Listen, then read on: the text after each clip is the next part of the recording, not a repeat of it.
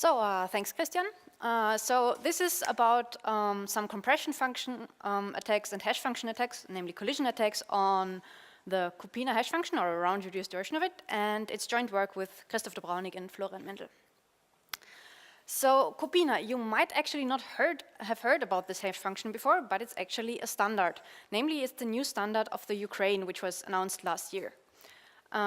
So there are two main flavors of this hash function. There's one with a 256 bits output and one with 512. And the construction is a standard Merkel-Darmgard construction, though with a wide pipe, so meaning that the intermediate chaining values are twice the size of the final hash value, so 512 bits or 1024 bits. And the message block size is the same as the chaining value size. So what do these compression functions look like if we have a look inside? They are based on permutations, namely the two permutations T plus and T XOR. So here and here, in this construction here. And internally, these permutations are based on AES-like round transformations. So what I've told you so far actually sounds more or less identical to the description of Grössel, as you might have noticed. However, there's one significant difference about the permutations that are used here in the Kupyna function and the Grössel functions, namely that one of the two permutations here, additionally to the AES operations, uses modular additions, which is a sort of break with the usual white trail strategy. And this talk is going to be about how we can use or exploit both the similarities to Grössel and the differences between the two to find collision attacks on more rounds than on the finalist Grössel. So what do the round transformations look like?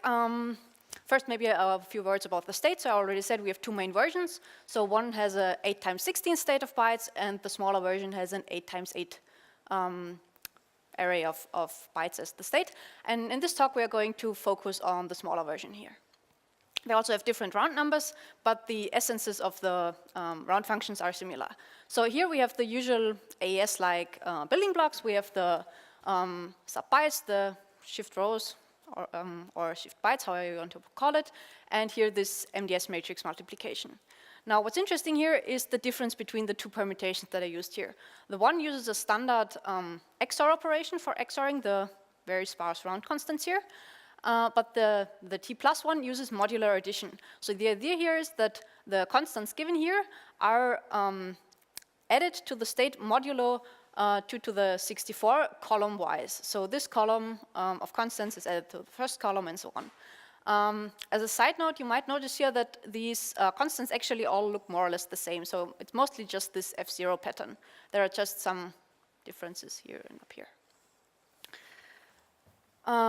So what's the role of this constant addition, or why is it there anyways? So one of the reasons it's there is you might see it as a strengthening of the construction against algebraic attacks, because it's modular or in a different mathematical structure.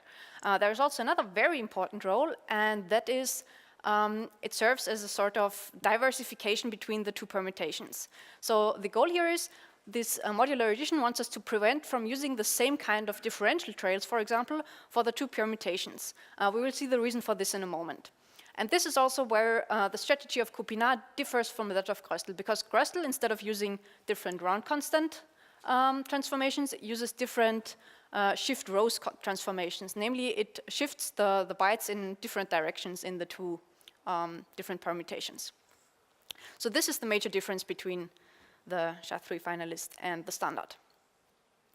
So what's the effect of this round constant addition? One of the effects is a very negative one, namely it affects the byte alignment property of AES. So clearly if you do a modular addition over the columns, this is not byte aligned, because, for example, differences of one byte might carry over into the next byte. This not only works in this direction, so not only can you get additional differences, you can actually delete differences with this.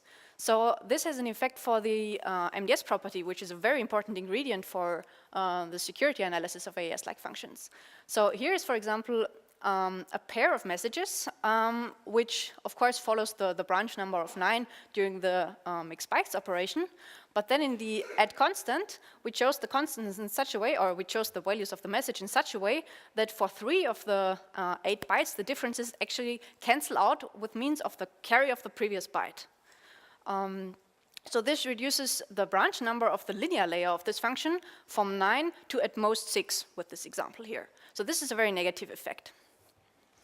But let's see whether the modular addition is at least effective at preventing some of the standard attacks on Gröstel, which would profit from analogies between the two permutations. So the most important tool for the analysis of Gröstel was undoubtedly the Rebound Attack, which was introduced by the designers of Gröstel, and has afterwards, of course, been improved by many authors, applied to many different primitives. But the basic version or the basic idea is always the same. Namely, we have two phases of the attack. We have the inbound phase, which works on the middle few rounds of the permutation in this case, and whose goal is to find as many solutions as possible for a particular trail over these middle rounds. And the idea is that we construct many solutions, but the average cost or the amortized cost for constructing each of these solutions is relatively low. And then we will consider all the solutions we got in this inbound phase and try to propagate them in the outbound phase over the outer few rounds here.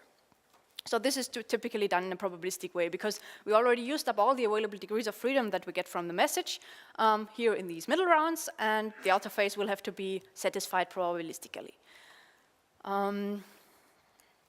First, let's have a look what we can do with the compression function if, with the rebound attack if we look at the compression function. So the basic attack strategy is going to be to try and build a semi-free start collision. So semi-free start means we of course want to have a colliding value here at the output of the compression function, and we do allow differences in the message part here, but no differences in the incoming chaining value. So we're going to use the differences in the message to construct our trails. And as you can see here, if we choose a particular bitwise difference pattern, XOR difference pattern in the message, then this same difference pattern will be input to both the permutations, T plus and T XOR. And now, of course, if we find some trails that hold both for this permutation here and for this permutation here, or in particular, if we can find pairs of examples which have the same input differential and output differential, then these differences will simply cancel out in the final XOR, and we would get the collision we are looking for. So this is why it's important to somehow diversify the two permutations to prevent us from using one good trail both in the upper and in the lower part. About the degrees of freedom, of course, it's obvious if we have one solution here and one solution here, we will just use the degrees of freedom of the message here to satisfy the upper trail to get the absolute values we want there. And here below, we can simply use the freedom that we have due to the semi-free start collision in the chaining value and satisfy the absolute values we are looking for there. So this is the trail that we are going to use for our attack. You might recognize it because it's very, very similar to the one that was proposed by Mendel et al. At CTRSR 2010 for attacking a variant of Gröstel which uses the same upper and lower permutations and does not have this distinction of the different rotation values of the finalist.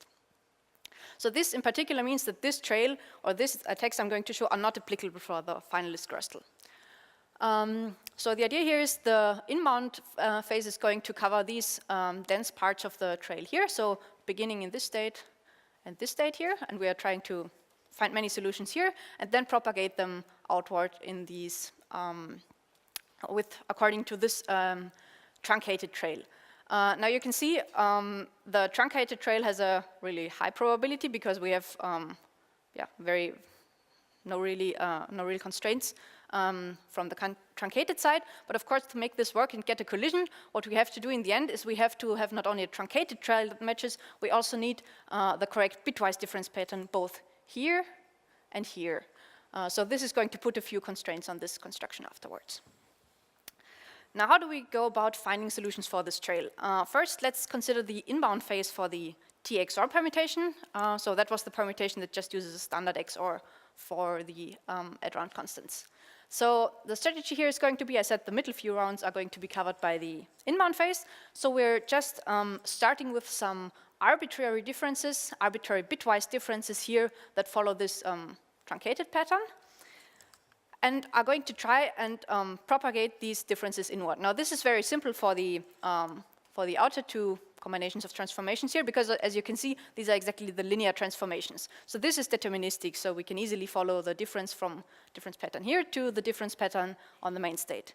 Now the tricky part will be to find a match here in the middle, so to find absolute values for this state here, so that this bitwise difference pattern is transformed to this output difference pattern that we want to have. So we want to find matches here. The good news is we don't have to analyze the whole state at once.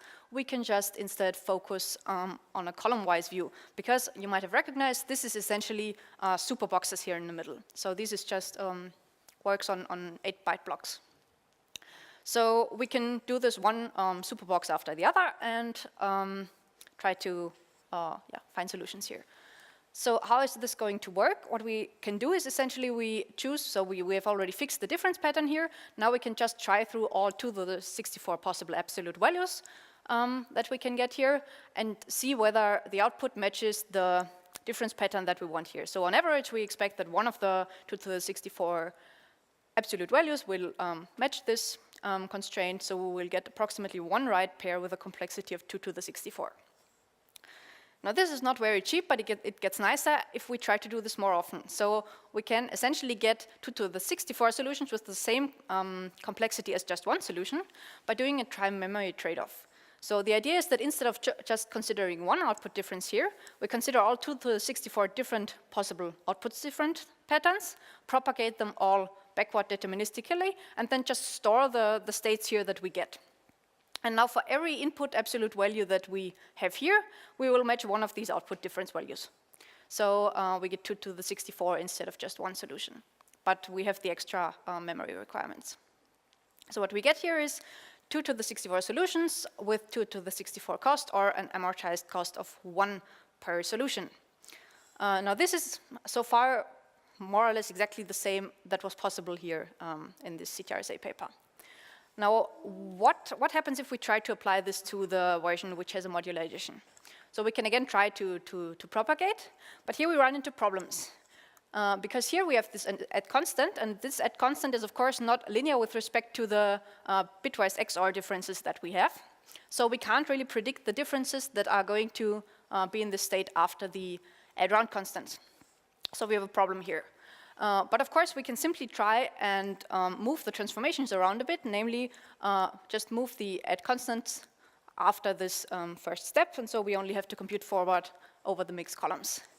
Now we get a slightly modified superbox, which looks like this. So because we also shifted around the rotate bytes, we're now trying to match a diagonal with a column afterwards.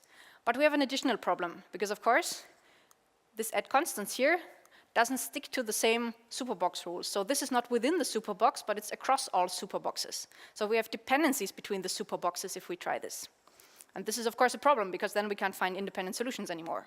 So what do? We simply assume that the carries are going to take a fixed value. So we're only considering absolute values of this superbox here that follow our predicted or our assumed pattern of carries. So for each carry that we have from one superbox to the next, we fix the value. So as an example, consider, for example, the byte position 0 inside a column, so that would be this one here. The constant that is modular added to this byte is f3.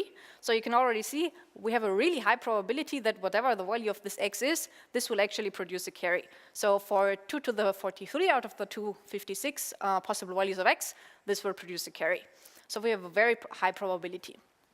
And if we're looking not only at individual values, but pairs of values, which we are trying to find, the probability that both of them are following or are producing a pattern are 230 on average for averaged over the possible difference patterns here.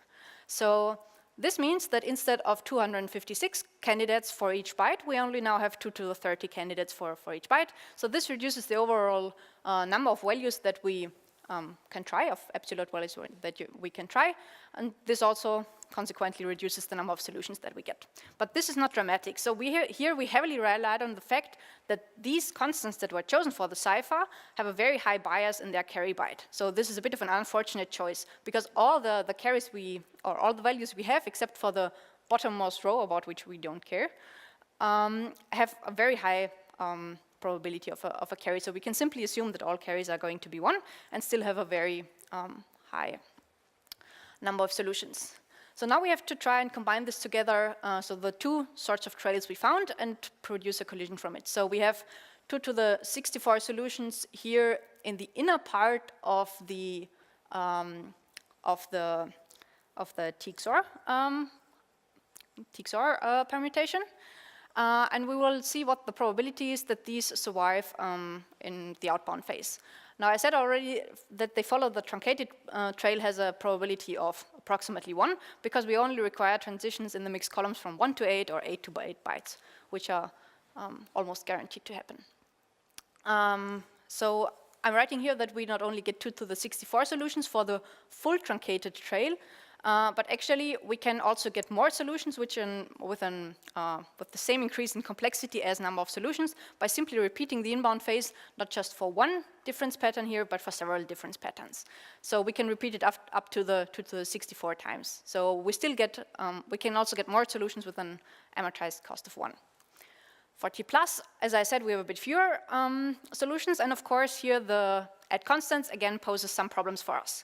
Because again, the truncated trail outwards now no longer has a probability of 1, because the mixed columns truncated trail is no longer guaranteed to be followed, because again, the constant addition can carry over into other byte positions.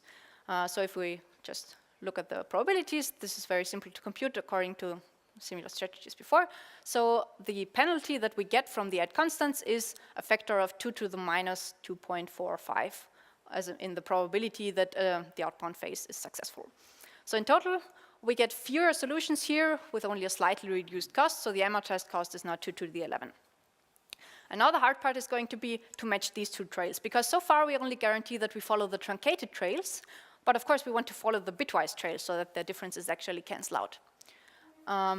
So the number of conditions we have here is 64 conditions here on the bitwise pattern here, and 64 here, because of course we don't need to count the number of conditions after the mixed columns, but we can count it before.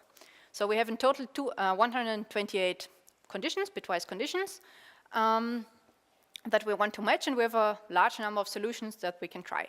So of course with the birthday paradox, we only need a much lower number here to get a collision on the 128 bits. But instead of doing a standard birthday attack, where we try to get 2 to the 64 solutions here and 2 to the 64 here, and hope for a match, we will do an unbalanced birthday attack, because of course these solutions here are cheaper than these solutions. So we are going to try and use a bit more of those, a bit fewer of those, to get an overall balanced probability. So 2 to the a of the one trail and 2 to the 128 minus a for the other one. If we choose a 69.8, we get a collision with the same complexity, a semi-free start collision. Actually, we can extend this by one more round by extending the trail here by one more round. This just adds an extra penalty of 2 to the minus 56 in probability, so the cost is increased accordingly, but otherwise the attack works the same. Now let's just have a brief look at the hash function. Here we again are trying to get some inspiration from the Grössel attacks. And we can actually use almost the same strategy as for Grössel here. So here we actually won't have a problem with the constant additions.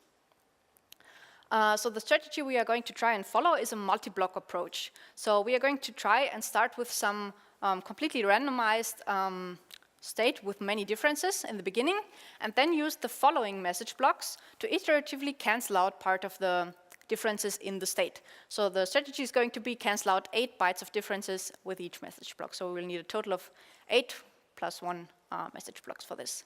The trail is very similar to the one we used before, except that we don't have the outbound phase here in the beginning, but we start with a fully active trail.